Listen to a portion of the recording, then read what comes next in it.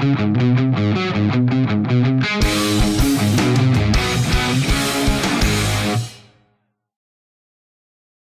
vi gør, når vi planter en guitar, ikke? Det er vigtigt. Og så få nu i sted, hvor der er noget god, altså noget fed jord, ikke? Så du får små guitarer ud af. Vi kan få noget elektrisk ukulele og noget mandolin og noget skive. Jeg kan lige i gang med at kultivere lidt herude. De guitarer vi plantede sidste år, de er kommet rigtig flot i år. Det er vigtigt, at du skal være med hele tiden, du skal være over dem hele tiden, fordi der kan stadigvæk være lidt nattefrost her i april. Plant en helt ny igen, det er sådan en custom shop. Krydsfiner. Jeg skal lige banke af. Ja, det er vigtigt at banke den af, fordi ellers så kommer noget skidt med i afgrøderne. Ja. Den er sådan set klar nu.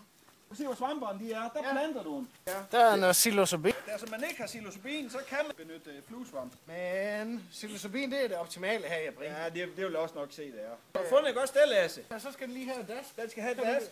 Ja, så får den lige sådan Den her. skal have mere, skal den ikke det? Jo, det skal have. Den skal ordentligt ned. Så den kan få lov til at slå rødder. Slagpladen, den er faldet af. Du kan købe elektronikudstyr i tilkøb.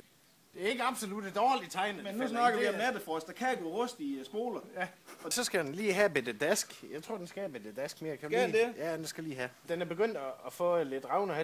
Det er simpelthen blomsterne, der er ved at komme ud. Ja. Sådan der, ja. Der er god klang i hele møgdyngen her nu. Der er så blevet lidt må på fingrene. Ja, jamen, sådan er det. Det kan vi ikke holde for.